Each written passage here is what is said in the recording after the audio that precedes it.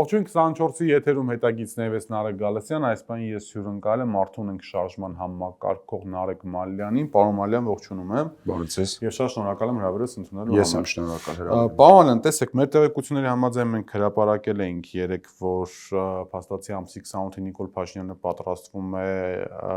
Մայրաթորի եւ Վեհապար Հայրապետի հետ կապված այս ամբողջ պատմությանը իր տրամաբանությամբ վերջակետ դնել։ Այն է անցկացնել պատարագայից կիրակի օրվա մայրտաճարում։ Հիմա չգիտեմ իրադարձությունները ինչպես կզարգանան, կփոխվի միտքը ինչ կան, ինչ չանի եւ այլն, բայց ակնհայտ է, որ եկեղեցու եւ մասնավորապես Վեհապարի շուրջ օղակը սեղմվում է։ Մի կողմից կա Վեհապարի կողմից լռություն, որտեղ ինքը ոչինչ չի խոսում այս բանին, այսինքն ոչ մի կոչ չի անում, ոչ մի հրապարակային հայտարարություն չի անում, քարոզներում այսպես ավելի համերաշխության եւ հաշտության կոչ է անում, սա մի իրականությունն է։ Մյուս իրականությունն է, որ անցած 5 շաբթերով, երբ որ 10 եպիսկոպոսները գնացել էին այնտեղ իշխանական այդպես ակտիվիստների հետ միասին, կարողացավ այնտեղ հավաքվել հակառակ այսպես ճամբարում 2000-2500 հոգի մարդ։ Հիմա այս երկու իրավիճակները հաշվելով հարցը հետեւյալն է. ով պետք է պաշտպանի Մայրաթոռը, ընդդիմությունը, ստորակետ հասարակական քաղաքական շրջանակները, մտավորականությունը եւ պարզ հավատավոր ժողովուրդը, թե այնուամենայնիվ կոչը պետք է հնչի Մայրաթոռ Սուրբ Էջմիածնից։ Լավագույն տարբերակը ըստ իս դա կլինի, երբ որ հնչի հրապարակային կոչ։ Իհարկե այս թեմային անդրադառնալուց առաջ նախ կուզենայի ասել, որ ես շատ փոքր մարդ եմ, որ ամենայն հայոց կաթողիկոսին որևիցե առումով խորհուրդ տամ կամ ինչ-որ բաներ ասեմ, ոնց կլինի ճիշտ, ոնց կլինի սխալ, հա, ես այդ առումով ինձ չեմ համարում, որ ես այդքան այտենց ինձ ընդհանրապես էլ այդ իրավունքը ինձ չեմ վերապահում, բայց ամեն դեպքում իմ տեսանկյունով հետեւյալն է, որ այս հարցի շուրջ, որ իմ կարծիքով պետքա հրապարակային կոչ լինի, լավագույնը կլինի։ Ես եթե հրապարակային նույնիսկ եթե չլինի, ապա ճիշտ կլինի,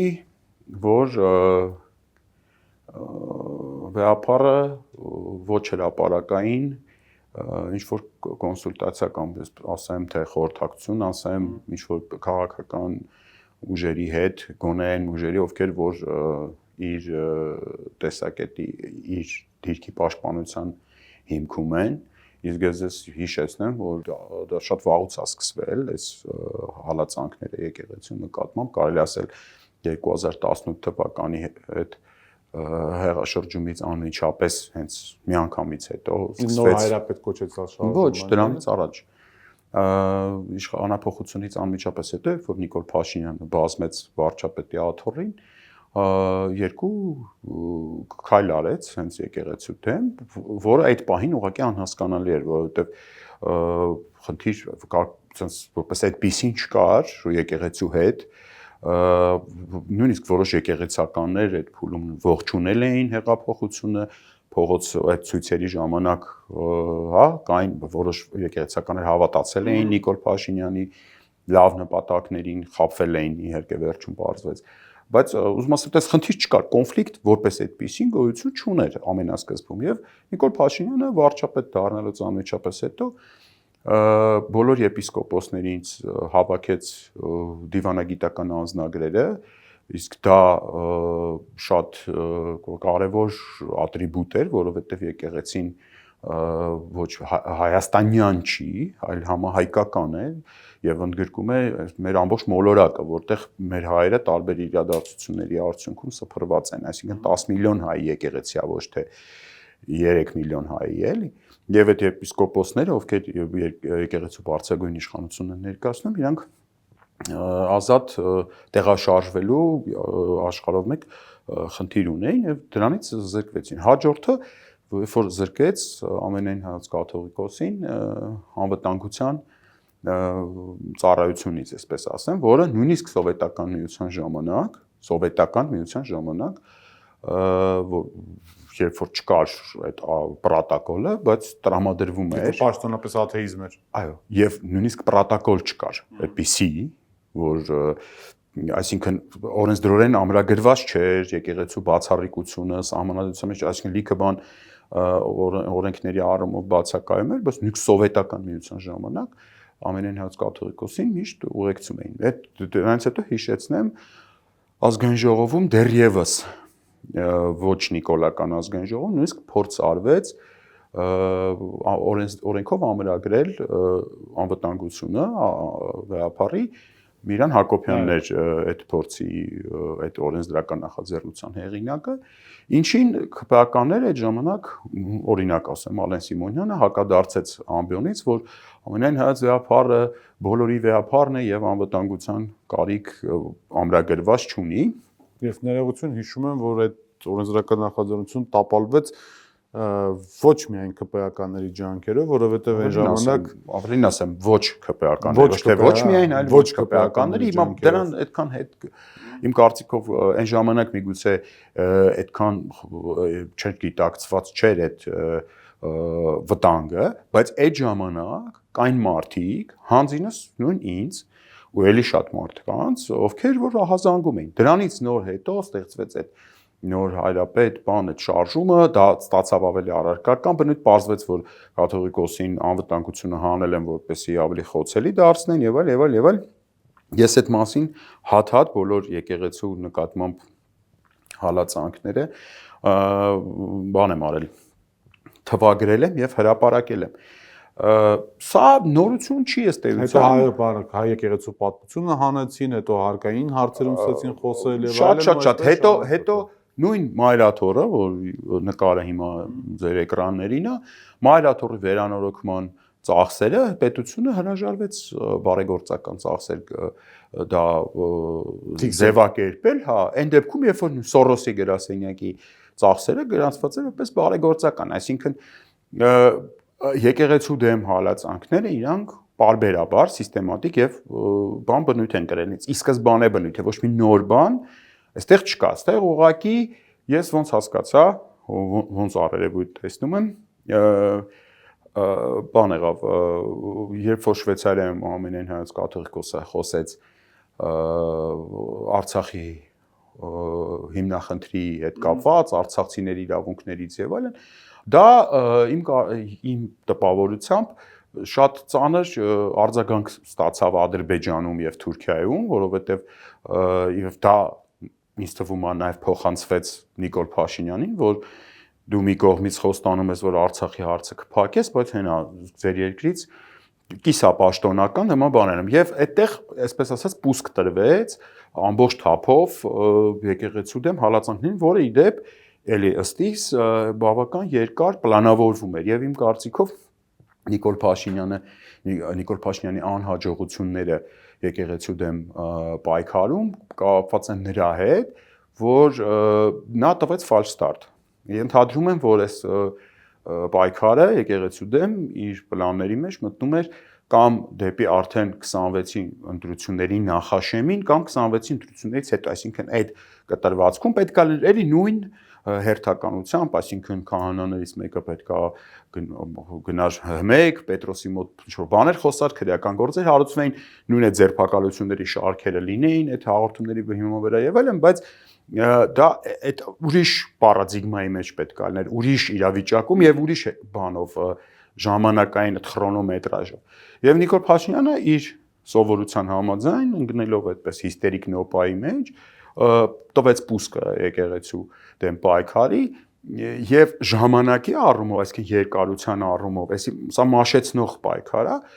ինքը ես կարող եմ արձանագրել, որ ինքը ունի անհաջողություններ։ Դե հիմա դրա համար ոնց որ պատրաստվում եմ մինչև նոր տարի այս հարցը իր տրամաբանությամբ ես չեմ տեսել եմ ուզում հասկանալ թե այդ հարց լուծելը որս է, անգամ վեհապարի կալանավորումը չի նշանակում, որ Գարեգին երկրորդ դադարում է մնալ ամենայն կաթողիկոս։ Իհարկե չի նշանակում։ Ես կարծում եմ վեհապարը նաև կտրուկ ինչ-որ գործողություններից փորձում է զերծ մնա եկեղեցու ներսում, դա վերագրում եմ ավելի քրիստոնեական մոտեցմանը վեհապարի եւ նաեւ եկեղեցու ներսի որոշ սուր հարցերի մասին է խոսքը ինքը ավելի շատ հակված է իմ տպավորությամբ մարդկանց ովքեր որ եկեղեցու կանոնից որոշակի շեղումներ են արձանագրել, իրանց ավելի շատ վերադարձնելու այսպես ուղղության վրա, հակառակ դեպքում մենք ականատես կլինենք կարգալուծությունների, ինչը միջև հիմա չի լինի։ Մյուս տարբերակներն է, որ չի ցանկանում ստրել իրավիճակը, որտեղ հաշվի առնում, որ ասենք հիմա Նավասարդ arczepiskopos-ին կամ չգիտեմ, Մասեցոտնի առաջնորդին հանելուց հետո պետք է նաև այդ թեմերում կանոնական իրավիճակը վերականգնի, դա էլ հնարավոր չի լինելու։ Ես չեմ կարծում, որ իրավիճակը սուր չի արդեն, իրավիճակը արդեն սուր է, ցանից ավելի սրել ուղղակի ես չգիտեմ այդ ինչ պետք է լինի որ սրվի, ամեն դեպքում վեհապարը ինքն է որոշողը, բայց մենք ոչ միայն մոնոէթնիկ, այլև մոնոթեիստ պետություն ենք, ազգ ենք, փոքրիկ չնչին այսպես բացառություններով տոկոսային, մենք հիմնականում առաքելական եկեղեցու հետևորդներ ենք, եւ իմ կարծիքով եկեղեցու թեման լավագույն այսպես տրիգերը կարող է լինել քաղաքական առումով բոլոր այն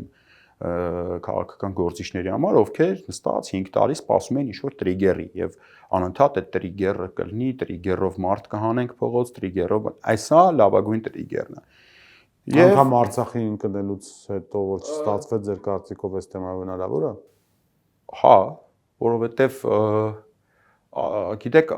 եկեղեցին ավելի շատ միավորող, ինչքան էլ բանա, պետք է դա ուղղակի արձանագրել ավելի շատ միավորող կոմպոն, ավելի ուժեղ, այսպես սոսինձ է ազգային ինքնության, քան Արցախի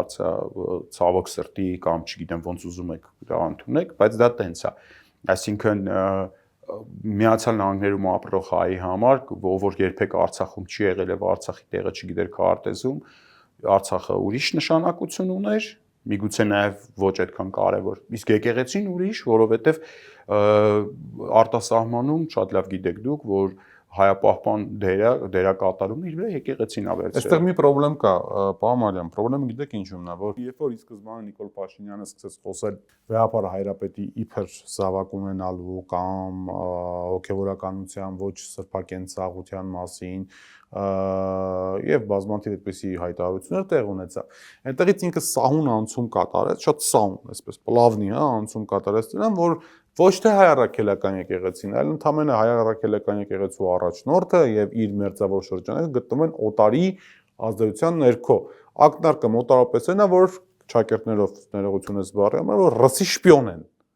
Հիմա դրա համար նաև Եզրաս arczepiskopos-ին վերագրվող այդ թղթի հրապարակումը տեղի ունեցավ։ Ոստեղ ինքը փորձում է մարդկանց համոզել, որ իր այս պայքարը ոչ թե նրա համար է, որ չգիտեմ հայ առաքելական եկեղեցի մասնատվի էս արվի եւ այլն, այլ որ այդ ամենակարևոր համայնքան կառույցը օտար ազդեցությունից դուրս դրվի եւ դառնա հայաստանյան պետության այսպես անվիճելի կամ անբաժանելի մի հատված, համաձայն չեք։ Ես այդ մասը, այդ ձեր նկարագրածը, որ դուք sense հետաքրքիր նկարագրեցիք, վստահ եմ շատ ավելի մանրամասն եւ երկար կարող եք նկարագրել, ընդհանրապես կարճ բնորոշում ունի։ Այս պետությունը, որտեղ մենք ապրում ենք հիմա, այլևս հայկական պետություն չի։ Եվ ձեր բոլոր ասած հարցերի պատասխանը այդ բառակապակցության մեջ է։ Ինքը հայկական չի իր էությամբ, այսինքն դա բոլոր սպեկտրների վրա խնդրում եմ դա տարածեք։ Ինքը միտված չի հայկականությունը պահելու, ինքը միտված չի հայոց լեզուն պահելու, ինքը միտված չի հայ առաքելական եկեղեցին։ Ինքը ազգային չի այս պետությունը այլևս։ Հետևաբար, եթե մարդու քաղաքացու հիմնական գործառույթ որպես ներշնչում են, որ դա ուղղակի լավ ապրելն է, պետության հիմնական առաքելությունը դա քաղաքացիների լավ ապրելն է, այդ դեպքում կներեք ինչի պիտի մարդիկ Հայաստանում ապրեն, եթե այս պետությունը իրանց ազգային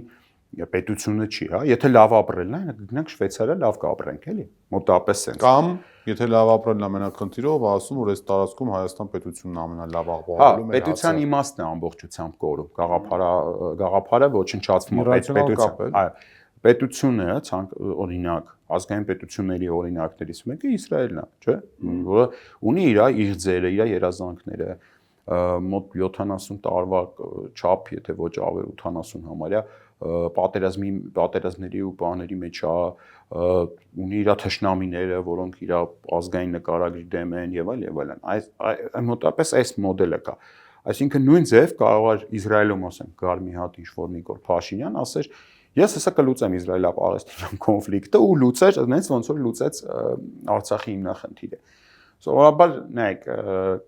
եթե պետությունը չունի իղձ, պետությունը չունի երազանք, ապա այդ դեպքում մարդկանց դժվար է բացատրել, թե իրանք ինչի պետք է ապրեն այստեղ, ապրեն վատ, ինչ որ առումով որոշակի զրկանքների դիմանան, եթե նույն կերպ իրանք նույն ժամանակահատվածը աստծուց իրենց տրված կյանքի կարող էին ապրել ընդդենք ուրիշ երկրում, ավելի հարուստ, երջանիկ եւ անհոգ։ Հասկանում եք իմաստնակորում պետության, իմաստնակորում այստեղ ապրելու, իմաստնակորում այստեղ բանակ գնալու, իմաստնակորում այստեղ հարկ տալու եւ ավելի բարենպաստ պայմաններով բազմաթիվ պետություններ կա, որտեղ կարող ես դու ինքդ քեզ իրացնել։ Այսինքն, երբ որ այդ ազգային կոմպոնենտը դուրս եկավ եւ հակառակը, մենակ դուրս գալը չէր խնդիրը, սկսեցին հալածվել մարդիկ, ովքեր այդ ազգային կոմպոնենտի կրողն էին, այսինքն ոչ միայն ազգային կոմպոնենտը հանեցին իրանք, այլ նաեւ սկսեցին հետապնդել այն մարդկանց, մենք տեսնում ենք, բազմաթիվ սկսած մեր արքեպիսկոպոսներից, տարբեր քաղաքաբանտիկներ, ովքեր են, իրանք մարդիկ են, ովքեր կամ խոսացել են ազգային պետության մասին, կամ փորձել են ինչ-որ քայլեր անել դա վերականգնելու ամրապնդելու, դրանց բոլորին հավաքել տարել են։ Լիքը մարդու նկատմամբ այլ սանկցիաներ են կիրառվել, բանտային, եթե ոչ բանտային կալանք եւ այլն։ Այնպես որ հայ լինելը դարձել է գաղտնի կազմակերպության նման մի բան, այսպես ասեմ, առանց հումորի եմ սա ասում, այդ մասին Յարոսլավ Հաշեկը իր Քաջարի զինվոր շվեյկի մեջ նկարագրի, երբ որ երկու չեխ իրար մոտենում են եւ կամած ասում են դու էլ ես չեխ, ասում նրանք այնպես են խոսում, կարծես չեխ լինելը այդ ավստրո-հունգարական կայսրության մեջ շու գաղտնի կազմակերպության նման մի բան էր։ Հիմա այս երկրում հայ լինելը դարձել է գաղտնի կազմակերպության նման մի բան, այսինքն մեր պետական կրոնը, մեր պետական եկեղեցին, մեր ազգային եկեղեցին արդեն դարել է ինչ-որ փակ, այսպես լոժայի ինչ-որ նման մի բան, որ դու այն մասոնների նման մենք պետք է գաղտնի իրար ասենք, որ մենք բանենք, այնինչ ասում եմ սովետական միության տարիներին կոմունիստական շատ կուսակցական գործիչներ գաղտնի գալիս էին, մկրտվում էին եւ այլն, այսինքն շատ ավելի սովետական միությունը իր վերջին տարիներին, ընդ որում իրականում այդ առումով սովետական միությունը պետքա բաժանել մի քանի մասի, որտեղ Լենինյան սովետական միությունը ուրիշ սովետական միություն է եղել, Ստալինյանը ուրիշ է եղել,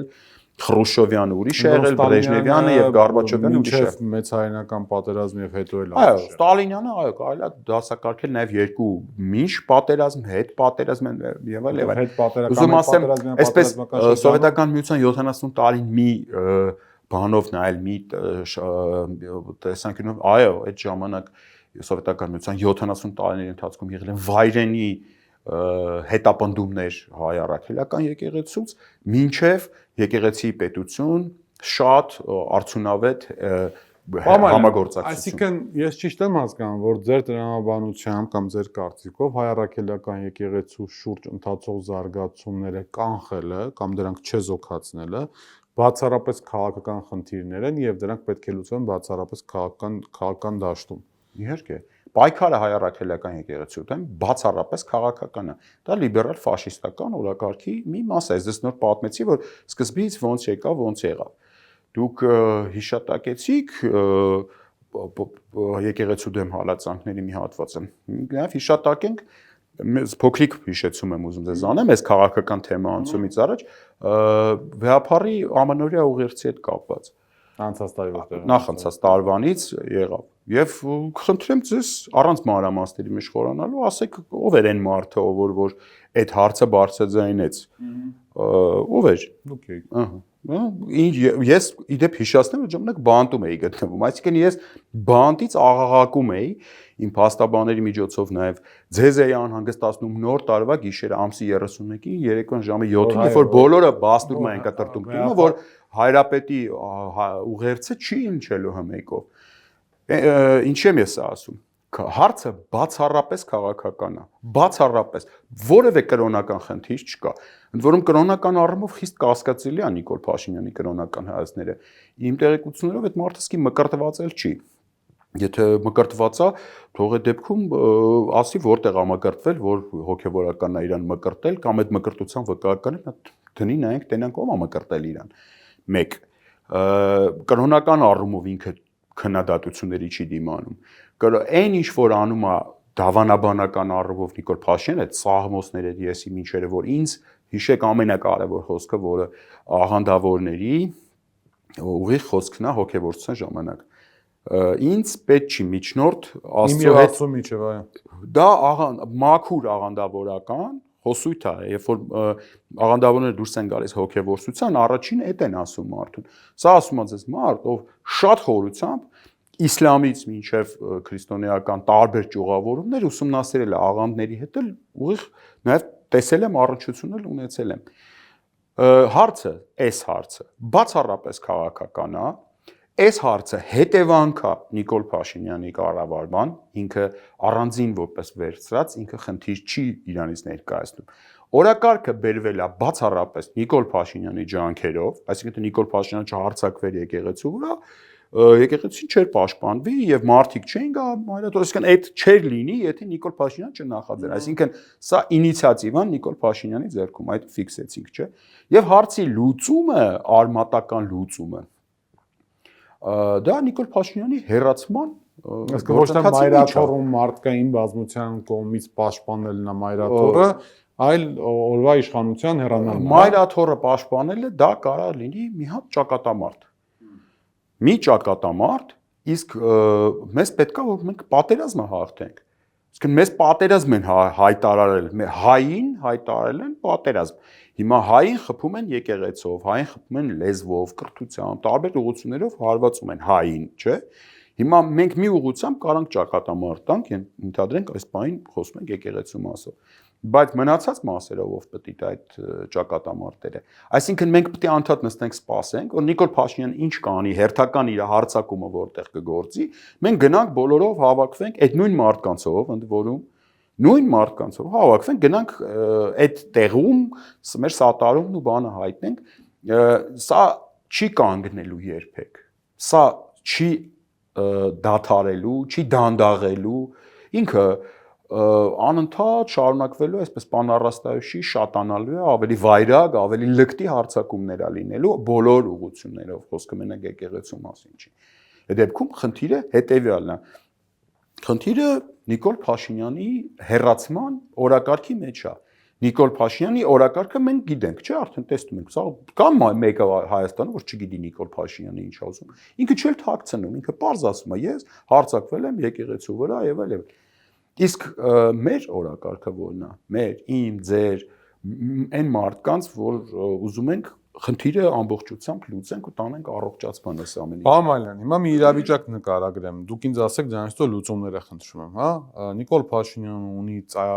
Եվրոպական միության առնվազն հավական արևմուտքի մի հատվածի Եվրամիության չինովնիկության անվերապահ աջակցությունը,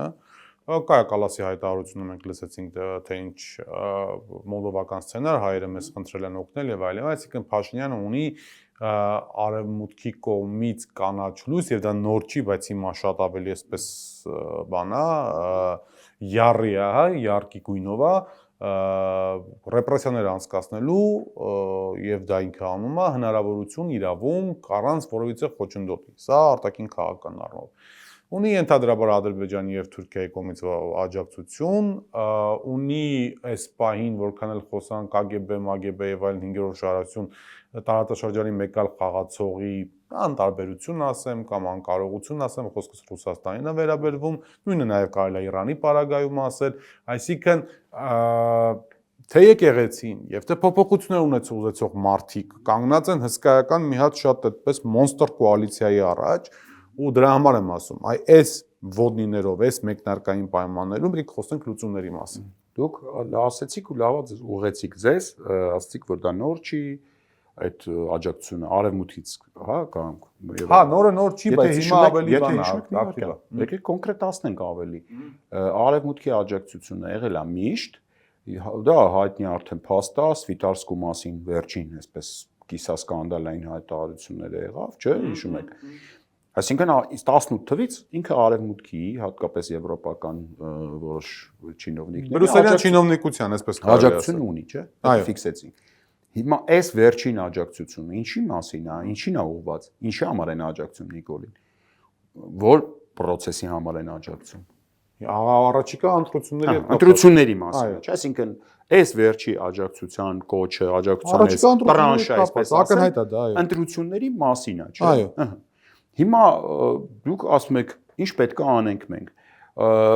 Միանգամից նկարագրում եք ոդնիներ, որոնք ընտրության են վերաբերվում, բայց ձեր ասածն ամբողջը վերաբերվում է ընտրական process-ին։ Եվ ոչ միայն ընտրական process-ը։ Չէ, ընտրական process-ը։ Չէ, հիմա տեսեք, եթե աջակցությունը պայմանական օրինակ Նարեկ Մալյանը մի 2000 հոգով դուրս եկավ փողոց կամ 10000 հոգով դուրս եկավ փողոց ու ներողություն, հիմա պայմանական ասենք, չգիտեմ, ձեր վրա արձակվեց չերեմուխատեսակի օրինակ համար եսի։ Ինչ, եթե դա մարտի 1-ից առաջ եւ հետո Եվրոպական միության գալմաղալեր առաջացնելու հիմա լավագույն պարագային ողջունելու են բոլորս ուժեղ ժողովրդավարությունը եկեք իմ փոխարեն հələ մի ասեք ես ինչ անեմ եկեք եղածը մի հատ հեսա հասկանանք նոր հասկանանք ես ինչ եմ անելու որ դուք ասեք ընտրություններ ես միայն ընտրությունների նկատի ունեմ ես եմ ասում հենց իրանք ձեր ասած այդ մոնստր կոալիցիան տեսնում է որ հայ ազգը չի հասկացել որ այս պետությունը հայկական չի այլևս Եվ իրանց թվում է, որ նախկին ընտրությունների պես ինչ-որ բաներ են լինելու, որ հայկական պետության ընտրությունների մասին է խոսքը, իրանք գնում են հայկական պետության ընտրությունների։ Եվ իրանք էլ նախապատրաստվում են, մեր այսպես ասած հակառակորդ կողմ կանած մարդիկ նախապատրաստվում են ընտրությունների 15 միլիոն փող են տալի, որ ընտրությունների միջոցով Նիկոլ Փաշինյանը վերարտադրվի։ Եվ դա իհարկե ենթադրում է իր մեջ նախ ընտրություններ, հենց մենակ ընտրությունների օրը չի, այսօր էլ է ընտրությունների համար իրանց բանը, որպեսզի չեզոքացնի Նարեկ Մալյաններին, չգիտեմ, Նարեկ Գալստյաններին, ստեղծի նոր մեդիան եւ այլն, բայց ընդհանուր գլոբալ առումով իրանց, այսպես ասեմ, ճակատամարտը պատկերացած դա ընտրություններն է։ Այսինքն օգնել Նիկոլ Փաշինյան 2026 թվականի ընտրություններով վերարտադրվել այդ օգնությունը կարող է սկսի այսօրվանից մինչև 2026-ի աշուն, եթե ենթադրենք հետընտրական process-ներ կլինի։ Իմ ասածը հետեւյալն է, իրանք բոլորը դիրքավորվել են ընտրության վրա, ես ուղղակի զարմանում եմ այն ընդդիմադիրների վրա, ովքեր հիմիկվանից իրանք էլ են այդ հաշվի առնելով այդ մոնստր կոալիցիան, այդ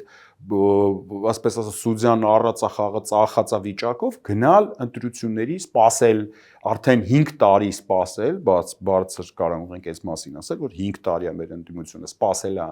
ընտրությունների, ընդհանրապես ուրիշ ոչինչ չի արել։ Այն ընտրությունների, որոնք որ այսօրվա դրությամբ արդեն արդյունքները ինձ թվում է բոլորի համար པարզ են լինելու։ Ընտրություններին արդեն ընդառաջ կփակվեն կուսակցություններ, կարգելվի որոշ կուսակցությունների մասնակցությունը ընտրություններին եւ այլն, այսինքն էս էլ կլինի։ Հիմա պատկերացեք, մի հատ խաղ է, մեզ հրավիրել են մենք ֆուտբոլային թիմ ենք, հրավիրել են մի հատ խաղի, որտեղ դատավորներով, բանով, բոլորով ասում են, որ պետք է կրի ձեր հակառակորդ թիմը։ Մենք հակառակորդել բոքսերներ են, ֆուտբոլիստներ չեն։ Հիմա իրենց ամեն ինչ կարելի է, մեզ կարան տփեն ֆուտբոլի դաշտում, մեր վրա կարան չերեմուխա գցեն ֆուտբոլի դաշտում։ Ամեն ինչ կար, մեր ընտանիքի անդամներին կարան գերի վերցնեն, կեսին կարան ձերբակալեն ֆուտբոլի թիմի։ Այդ ամեն ինչը կարան, չէ՞, անեն, ոչ մի արել են, անում են հիմա եւ այլ, ոչ մի զարմանալի բան չկա։ Հետեւաբար մենք ինչ պետք է անենք, մենք պետք է նստենք պատրաստվենք այդ խաղին, հա, ոնց ենք խաղալու այդ խաղը։ Եթե այդ ի սկզբան է, այդ խաղը հարամված խաղ է։ Դրա միակ տարբերակը, ձևը, ելքը, կուզեք, դա սեփական խաղը առաջարկելն է, սեփական օրակարգ առաջարկելն է։ Հիմա նայեք, դուք նշեցիք ակտիվ պաշտպաններին Նիկոլ Փաշինյանի ռեժիմի, դա արևմուտքն է, արևմուտքի մի հատվածը համենայն դեպս։ Դուք նշեցիք пассив եւ անտարբեր նաեւ աշխարհակաղակական բան։ Բայց պետք է ակտիվ լինեն։ Այդ մենք ինչ ենք արել, որ մի հատ էլ ակտիվ լինեն։ Մենք ընկել ենք փոսը, չենք ճիքեր չեն գործադրում այդ փոսից ելնել։ Մունաթ են գալիս մարդկանց վրա, մենք քիչ են գալի մեզ փոսից հանում։ Մենք ինչ ենք արել, մենք մեր օրակարգը ունենք, մենք մեր համընդհանուր օրակարգը ստեղծել ենք։ Հիմա այս պայդրությամբ պատկերացրեք մի հատ sense իրավիճակ եմ ասում։ Ասենք նույն Ռուսաստանի Դաշնությունը, որին ես չեմ ուզում արդարացնեմ, թե ես ինչ անեմ, տպավորություն չստեղծվի, ես շատ հարցերում, հիմնական հարցերում անհամաձայն եմ, բայց պատկերացրեք, Պուտինը, ասես մի քիչ պարզ եմ օրինակը բերում, ասում է մեր ընդդիմությանը հավաքում է, այդ մեր բազմագույն ընդդիմությանը հավաքում, ասում է ինչ եք ուզում անեմ, ասեք անեմ։ Դուք վստահ եք, որ այդ ծաղ ընդդիմությունը միաբերան մի բան կասի, չեմ կարծում ես։ Ես տեսնում եմ, որ ընդդիմությունը պառակտված, բզկտված, խմբային, անձնական նույնիսկ մակարդակի շահերի վրա հենված ինչ-որ մարդկանց համախումբ է։ Ու Նիկոլ Փաշինյանը այնքան վատն է, որ իր վատ լինելու ֆոնին ցանկացած վատ մարդ սրբագործվում է մենակ թե որ իրանք սկսում է քննադատել, ասենքն ինքը այնքան վատն է, որ այն մեկ ասում է Նիկոլը, ես Նիկոլին դեմ եմ, արդեն մենք սկսում ենք սաղ ծապտալ հանրություն, ասել ավսո դու շատ կարքին մարդ ես։ Հասկանում եք, ասած Ես հասկանում եմ, պարոն Մալյան, պրոստը ուղղակի վերջին 3 տարվա ընթացքում 4 տարվա ընթացքում չի սեփական օրակարգի մասին անընդհատ խոսվել է, ու այդպես էլ սեփական օրակարգը չի ձևավորվել։ Ինչի՞ չի ձևավորվել, որովհետև ընդդիմության ներսում կան մարդիկ, ովքեր իմիջիոց ամենաշատն են խոսում ընդդիմության համախմբելու մասին, բայց իրականում ամենաշատն են անում, որպեսզի այդ օրակարգը չձևավորվի եւ համախմբումը տեղի չունենա։ Որտեւ ընդդիմությունը, նայեք, այս ամեն ինչը վերահսկողության խնդիր է։ Նիկոլ Փաշինյանը ուզում է վերահսկի մեզ բոլորիս, հա, բանկային բաների վրա, փոխանցումների վրա է մեզ տեղափոխում, կանխիկի առևտրին խիա դեմ ինքը։ Ինչի՞ է դեմ։ Գիտեք ինչա տենց հիստերիկ անում, որովհետև իրան համար կարևոր է, որպեսզի ամբողջ դրամաշրջանառությունը անկանխիկ լինի, որ ինքը հստակ իմանա Նարեկ Գալստյանի գրպանում հենց հիմա ինչքան փող կա եւ Նարեկ Գալստյանը ինչի վրա ծախսեց, որպեսզի հենց մի քիչ կասկածելի ծախս տեսավ, կասկածելի նկատի ունեմ իր իշխանության դեմ ուղղված ծախս տեսավ, վրաս Նարեկ Գալստյանի դեմ մի հատ դոսիե հանի, ասի նա նախկին էր բան եւ այլն, այդպես տանի փագի Նարեկ Գալստյանին։ Նա ուզում է տոտալ վերահսկողություն եկեղեցու վրա, տոտալ վերահսկողություն ֆինանսների վրա, տոտալ վերահսկողություն։ Իր կռիվը տոտալ վերահսկողության համար է։ Այն մարդիկ, ովքեր իր վերահսկողությունից դուրս են, իրանք հալածված են, իրանք հիմնականում բանտերում են հիմա այս պայն, կամ եղել տարբեր անուններով, կամ եղել հիմա էական կամ կլինեն, այո, այդպես մի հաշվարկ չէ կար կամ հիմա հաջորդն է, ընդդիմության կռիվը ինչ։ Ընդդիմության կռիվն էլ է վերահսկողության համար։ Ընդդիմությունն էլ ուզում է բոլոր այն մարդիկ, ովքեր Նիկոլ Փաշինյանին դեմ են, իրանց վերահսկի։ Այսինքն, եթե դու Նիկոլ Փաշինյանին դեմ ես, դու այսօր պետքա լինես իրանց այդ խմբային շահերի տեսանկյունների կամ բաների մեջ, այսինքն իրանք պետք է ինչ-որ մի հատ ենթադրենք միտինգ հրավիրեն շատ տափակ օրակարգով, աննպատակ, անծրագիր, դու եթե չես գալ, ուրեմն դու նիկոլական ես, դու ընդդիմադիր չես։ Այսինքն ընդդիմությունն էլ իր վերահսկողական մեխանիզմներն է փորձում կիրառել հանրության վրա։ Եվ այս ամեն ինչը դրա համար արդյունավետություն չի։ Теперь внимание вопрос, պարոն Մալյան, լուծում։ Լուծում ասում եմ, սեփական օրակարգ։ Չէ, մի վարքեն։ Հիմա տեսեք, դուք ասում եք ընդդիմությունը էսա, իշխանության տաթեն ամեն ինչ բարձ է, ընդդիմությունը էսպիսին է։ Ձեզ լուծումը ասացիք դե լսեք։ Ես այս տաղավարում բազմաթիվ եւ ոչ միայն այս տաղան ընդդիմադիրների, որ դուք կանչում եք, հարցազրույցը պայմանական երկու մասից է բաղկացած լինում։ Առաջին մասում ընդդիմադիրը պատմում է, թե ինչքան վատ է մեր վիճակը, երկրորդ մասում, եթե ձեր լրագրողական բանը, այսպես պնդերեսությունը բավարարում է, կորզում եք այդ ընդդիմադիրից, թե որն է ելքը։ Եթե սկսում եք շատ, այսպես ասած, գաստալ, տեսնում եք, որ արդեն ընդդիմադիրը բանա, մետ էլ չի ստացվում։ Այսինքն վատավիճակը եւ որն է ելքի մեջ միշտ 95% հարցազրույցի լումա բողոք Նիկոլից, 5%-ը կռուտի որ տիպը ոնց որն է ելքը։ Բոլորը միաձայն, բոլորը ասում են, ես էլ իրանց հետ, որ համախմբումն է լուծումը։ Այսինքն առաջին քայլը պետք է լինի ընդդիմության համախմբում։ Բայց ես ի տարբերություն բոլորի եւ ոչ միայն ես էլի մարդիկ, ասում ենք, որ համախմբում հնարավոր է ոչ թե մարդու, կուսակցության կամ անձի, չգիտեմ ինչի շուրջ, այլ իրադարձության շուրջ, նույնիսկ այդ վաղ էլ հնարավոր չէ, այլ օրակարգի։ Այսինքն մենք համախմբում ենք, որ անենք այս քայլերի հերթականությունը։ Ես չեմ կարծում, որ ընդդիմությունում խելացի մարդիկ բավարար չափով չկան, ու իրանք նստել սպասում էին թե Մալա Նարեկը կամ Պողոսը Պետրոսը ինչ հանճարեղ բան կասի, որ իրանք սկսեն դա անել։ Ես կարծում եմ վստահ եմ, ինձնից ու ձեզնից լավ գիտեն իրանք այդ ամեն ինչը ինչ պետք է անեն, ու ես վստահ եմ, որ իրանք կարող են վերել 100 պատճառ, թե ինչի չեն անում այդ ինչ որ պետք է անեն։ Նայեք, Ինչ պիտի անեն, պարոն Մալյան։ Հիմա այդ ասեք impeachment-ը դες հակադարձելու եմ ու ասելու եմ, որ մարտիկ միացան ստորագրեցին, գնայիք անեիք, չարեցիք։ մարդիկ, ովքեր էին այդ մարդիկ։ Պատգամավորներ են, ով ստորագրելուց հետո այդ իրանց նախաձեռնությունը դարձավ։ Իրանք հիմա կանչեք ձեր տաղավար եւ այդ մարդկանց հարցրեք, ովքեր որ այդ 34 մարդկանց հարցրեք, բացառությամբ 1-2-ի մասին չեմ ուզում հանձնավորեմ, բայց հարցեք ինչ է արեցիք, դուք ձեր նախաձեռնությունը ինչ արեցիք։ Այսինքն, եթե այս եկեղեցու տրիգերը նույնիսկ հաշվի առնելով, իրանք չեն կարողանում փողոցային, չեն ուզում, ես կարծում եմ, կարողանալ կարող են։ Չեն կարողանում, բայց անունը դնենք փողոցային բողոք գեներացնել, բա ինչի շուրջ է գեներացնելու բողոքը, ընտրությունների շուրջ, այտենց են պատկերացնում։ Համալեն, երբ որ ասում եք փողոց հնարավոր է գեներացնել, այո, վստահ եմ ձեզ ասում։ Ես հիշում եմ, պիտի ասեմ, էլի, ես հիշում եմ impeachment-ի մասին լսումները պարլամենտում, որտեղ փողոցում պետք է մարդիկ լինեին հավաքված։ Ես առանձնապես մեծ թվով մարդկանց չկարողացա տեսնել այնտեղ։ Իհարկե, ինչն է պատճառը։ Պատճառը, եթե հայ ժողովրդի մեծ մասը տենչում է impeachment-ի օրակարգի շուրջ, գար այնտեղ կանգներ։ Իհարկե, ճիշտ եք։ Հələ ես ավելի վատ բաներ կասեմ ձեզ հիմա դրա հետ կապված։ Այն մարդիկ, ովքեր այդ օրը եղել են, ձեզ հետաքրքիր հայտարարություն ասեմ, այդ ամսի 26-ին փողոցում։ Այդ մարդկանց այսօր նախորդ շաբաթվանից սկսած մինչև այսօր եւ ընդհանրապես դեռ երկար քաշքշում են իրավապահ մարմիններ։ Բացատրություններ են պահանջում, թե դուք ով ձեզ բերեց, դուք ինքնուրույն որոշեցիք գաք թե չէ։ Նույնիսկ այդ քիչ մարդկանց, այսինքն ես չեմ ասում նրանք շատ են, այդ քիչ մարդիկ այսօր իրավական խնդիրներ ունեն։ Նայեք,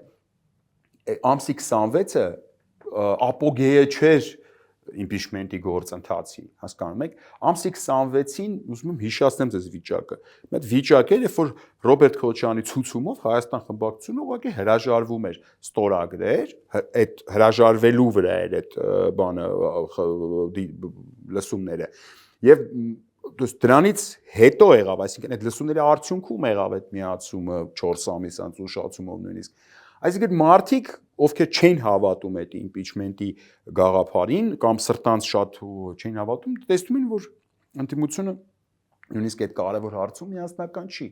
Եվ կներեք, եթե ես, այսպես ասած, զվանարը չլնեի այդ թեմայի, եսը չէի գնա այդ ցույցին։ Հա, բայց բան ձեզ ասում եմ, այդ փողոցը գեներացվում է պարոն Գալստյան, մարդկանց հավատի վրա, մարդկանց հույսի վրա, որը պետք է ամեն մարդու սրտում վառել այդ հույսը, այդ լույսը պետքա լինի, հասկանում եք, այդ լույսն է լինում է սենց, որ բոլոր ընդդիմադիր ուղղությունները միանգ տենց այդ հույսը վառվել է, երբ որ հիշում եք 3 նախագահների բաներ հանդիպում 3 թե չէ 5 նախագահների Մայրաթոմ այդ ես այդ Արցախի նախագահ հիշում եք այսինքն ես սրտանց այդ ժամանակ այդ միավորումը եթե մի հատ ինչ-որ բան ասեր, մի հատ ասեր հավաքվում ենք, բան, ինչքան մարդ դուս կգար փողոց։ Հույսը վառվեց Բագրատ Սրբազանի բանի շարժման ժամանակ։ Այսինքն եթե այդ հույսը վառվել է, այսինքն հնարավոր է վառել այդ մարդկանց սրտում այդ հույսը, հա, հնարավոր է, բայց այն ինչ որ տեղի է ունեցել ամսի սեպտեմբերի 26-ին հիմա է տեղի ունենում, այդ ավելի շատ այդ հույսը մարացնելու գործընթացը, քան այդ հույսը վառելու։ Ավելի շատ գիտեք ոնց է ավելի շատ ով որ մարդ ուզում է ինչ-որ առաջարկ ներկայացնի ինչ-որ օրակարգի մասով, իրան պայմանական ասած ընդդիմադիր այսպես լիդերները բաներ անում, հանգցնում են այդ լույսը, ասում են՝ մի արա, մի խոսա, թող մնա ընտրություններին բան կանենք, ինչ-որ այս տիպի։ Բայց այդ ընտրություններին սպասելով նույնիսկ impeachment-ի գաղափարը շրջանառության մեջ դրվեց մարտին։ Եկեք մի հատ հաշվենք մարտից մինչև հիմա այդ նույն մարտիկ ովքեր ասում են սպասենք ընտրություններին եւ ասելու են 6 ամիս սրանից հետո իմ համար անհասկանալի ինչքան բան մենք կորցրեցինք ինչքան խնդիրներ ունեցանք որը կարող ենք չունենալ մարտից մինչև հիմա այսինքն այն որ ասում ենք օր առաջ պետք է ազատվել Նիկոլ Փաշինյանից դա հո մեր կապրիզը չի հո մենք տենց պրոստո դրանից կայֆ չենք ստանում մենք ասում ենք ժողովուրդ ամեն այս մարտու մնացած օրը դա նոր խնդրեմ ավելացնում էր վրա նոր վտանգներ մարտ ամսին ապրիլ ամսին Բագրատ Սրբազանը բանտում չէր Մայիսին, հունիսին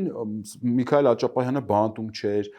եկեղեցու նկատմամբ այս հալածանքները այսքան ուժեղ չէին, Դավիթ Համբարձումյանը բանտում չէր, ձեր գործընկեր Նարեկ Սամսոնյանը, Վազգեն Սաղաթելյանը բանտում չէին, ու տենց Վարդան Ղուկասյանը այն որ բոլորին բան էին անում, ասում են Գյումրու ընտրությունները ցույց տվեց եւ այլն եւ այլն, բանտում չէր իր այդ Գյումրի բաներով, աջակիցներով եւ այլն։ Այսինքն, այսի մենակ բանտարկվածների մասով եմ թվարկումներ անում, բա կորուստները, բա արտաքին դաշտում էր տապալումներն ու ես այդ պրոբլեմները, ադրբեջանական բենզինը չէր մտել Հայաստան, Ադրբեջանի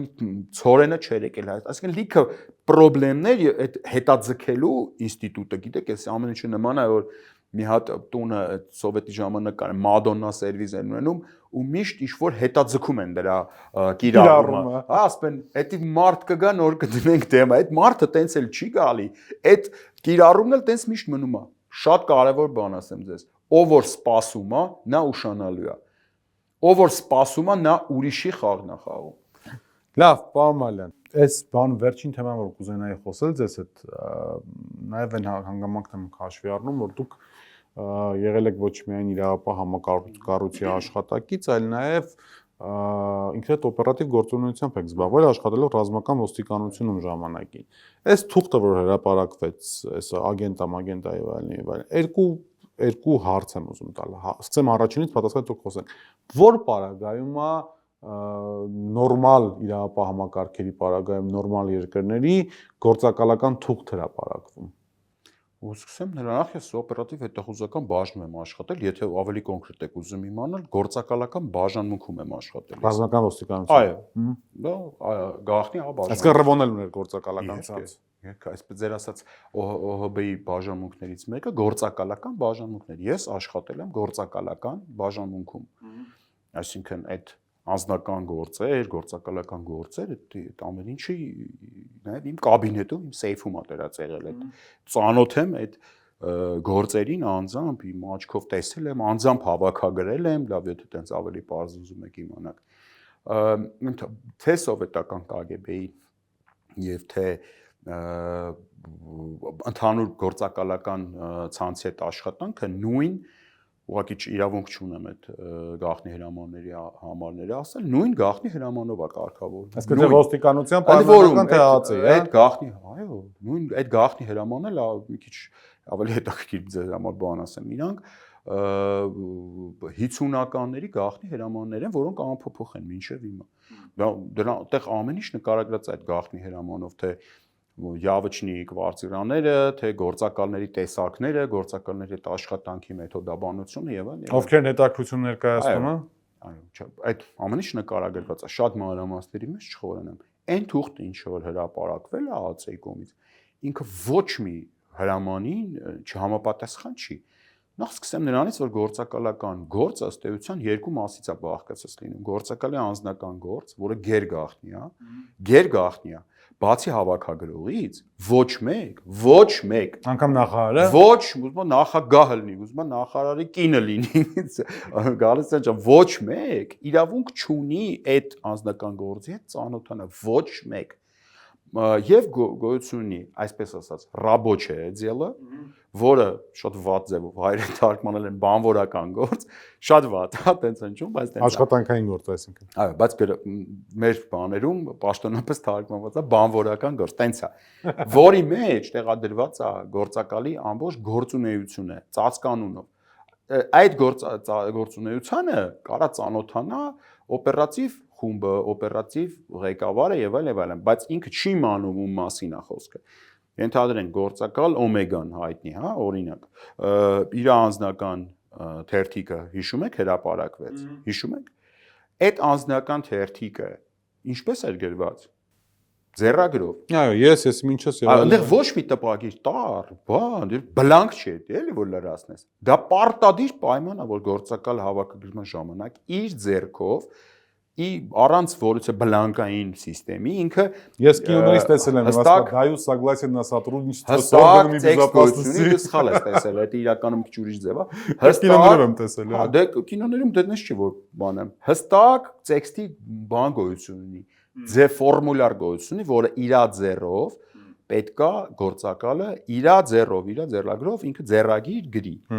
Ընդ որում, այո, ճիշտ են այն բաները, մոտեցումները, որ սովետական KGB-ի մեջ, սովետական KGB-ում այն էլ իբր ասեմ որ բանում է Լենինգրադում այդ հավաքագրումը եղել։ Ես ուզում եմ այդ KGB-ի օֆիցերի բանը տեսնեմ, դեմքը տեսնեմ Լենինգրադում աշխատող, որ հայերենով տենց ինչ-որ բան արել։ Հայերենը, գիտեք, չեք հիշի, դուք սովետական միության ժամանակ ինքը շատ երկրորդային լեզու էր, ինքը տենց բան չէր, էլի ինքը ռելևանտ լեզու չէր ոչ մի տեղ։ ՑԿ-ի միջին պաշտոնյաներից բարձր ռուսերեն են իրար հետ շփվում, որովհետև իրենց ամբողջ օրը եւ գործունեությունը ընթանում էր ռուսերեն։ Հետևաբար անձնական գործի հրապարակումը ընդհանրապես հրապարակումը ցանկալի չի, դա գերգաղտնի է, ասենց ասեմ ձեզ։ Դա իրականում հարված է բանին, ազգային անվտանգության ընդհանրապես հատուկ ծառայություններին, որովհետև լավ է շուխուրը թողում ենք մի կողմ, հələ անցավ մի 5 տարի, 6 տարի, դուք պատկերացնում եք մեր ԱԱՑ-ի համար ինչքան դժվար է լինելու իր հետ համագործակցող մարդկանց հավաքագրումը, որովհետև ցանկացած մարդ, նորմալ խելքը գլխին մարդ, ապա մտածելու է, որ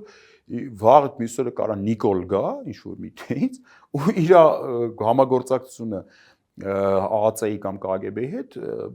բան լինի, հրապարակային դառնա, դա մեծ ռեպուտացիոն վնաս է։